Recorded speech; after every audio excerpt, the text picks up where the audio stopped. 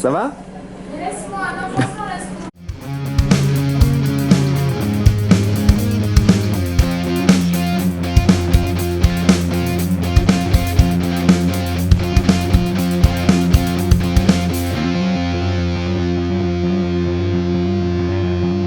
Hola, bonjour.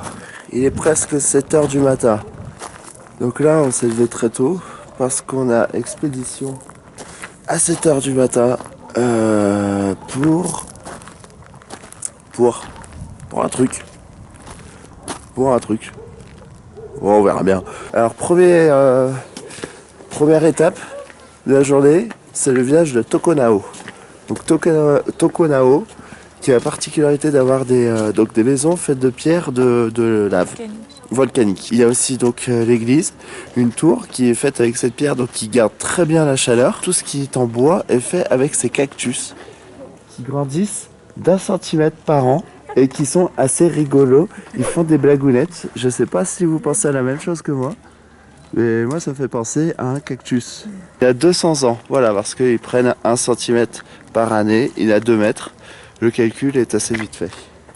Le nom de ce cactus, c'est le cardone. Voilà, comme ça se viendra. Voilà. Le cratère fume. 2450. Enfoiré. L'instant culturel de Sophie. On vient de passer sur la ligne du Capricorne et en fait, ce que nous expliquait la guide, cette ligne, quand elle passe, il y a un désert. Donc, en Afrique, il y a le désert Namibie et puis en Australie, il y a le désert Australie. Enfin, c'est marrant. Chaque fois qu'elle passe cette ligne, il y a un désert. C'était l'instant culturel de Sophie. Là, dans le désert, avec une route sans fin. Ici, la vie de l'homme ne tient qu'à un fil. Il n'y a pas de limite. Il n'y a pas de raison.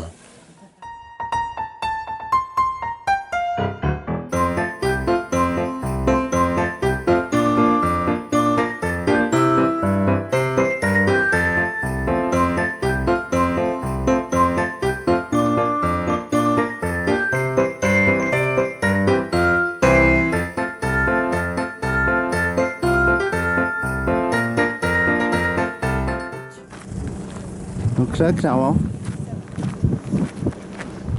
c'est magnifique encore. J'en ai marre de me répéter, mais c'est ça. C'est beau. Il y a un soleil de malade mental. Mais qu'est-ce qui caille? Ici, il faut pas se fier au soleil. Hein. Ouais, Ça veut rien le soleil tape fort, donc tu prends des coups de soleil vite, tu rougis. Mais t'attrapes le rhume aussi. On est allé à 6 mètres d'eux. Le voici là, juste au bord de l'eau. Oui. Ouah, d'accord. Ça glisse. C'est de la mousse. C'est dégueulasse. Oh, putain, mais l'eau est gelée en fait. L'eau est gelée. Je sais pas.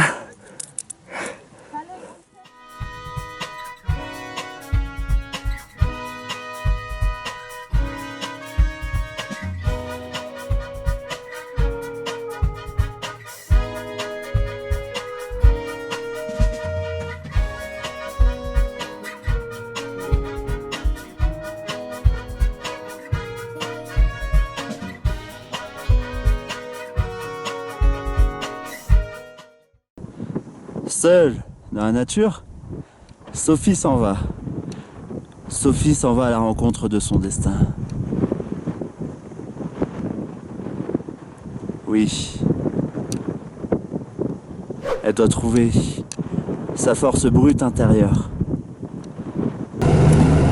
Utile.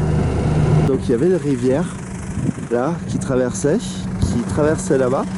Et là on peut voir qu'il y a un autre lagoon là. Et en fait cette rivière a été coupée par ce volcan qui est entré en éruption. Et donc la lave a coupé la rivière. Et donc maintenant c'est un gros lac. Les lamas peuvent vivre 180 ans. Ils se reproduisent entre eux ou avec des flamants roses. Cela dépend leur humeur. Ils vivent de bacs d'eau, mais aussi d'herbe, parce que sinon ils grossissent trop vite. Donc il faut attention à leur poids. Le lama chasse en troupe. On est à 10 km d'eux là. On prend notre distance de sécurité parce que les lamas, peuvent courir à une vitesse de 300 km/h pour nous fondre dessus. Le lama il crache. On est à 4400 mètres d'altitude, le mec il fait un footing. Il y avait une dude, il a pris à fond. Frère, on a fait un saut de je sais pas combien de mètres avec le bus. Le mec, il est pas malade, c'est malade. Donc moi j'ai pris un plat péruvien. Je crois qu'il y a du poulet dedans. Voilà. Sophie a pris du porc. Donc ça c'est le plat avec le poulet.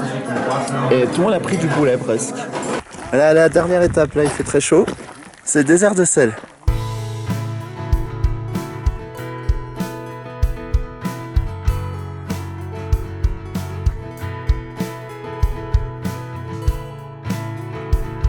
S'il y a du sel ici qui se forme, c'est parce qu'en fait ça vient des sédiments des volcans.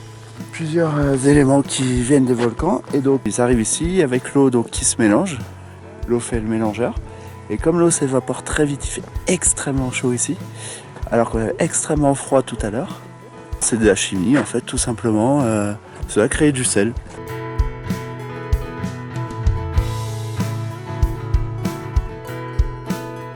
Ce désert de sel fait 320 hectares.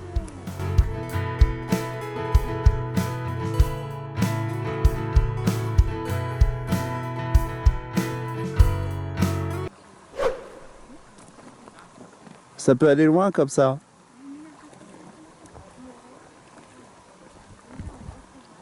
Ça peut durer longtemps.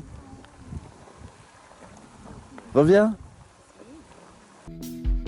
Nous ne revîmes plus jamais Sophie, certains disent l'avoir aperçue en train de migrer en Afrique avec les cigognes, à l'approche de l'hiver européen. Tout ce qu'on a vu aujourd'hui, c'était très beau. On a bien mangé, le petit-déj, le déjeuner. Les Chiliens font tout ce qu'il faut pour protéger leur nature, leurs réserves naturelles. Ils sont vraiment sur l'énergie renouvelable. Un petit message au gouvernement. Imaginez, là je m'arrête, une centrale nucléaire qui lâche de la vapeur. C'est pas ce qu'il y a de mieux quand même. Gracias.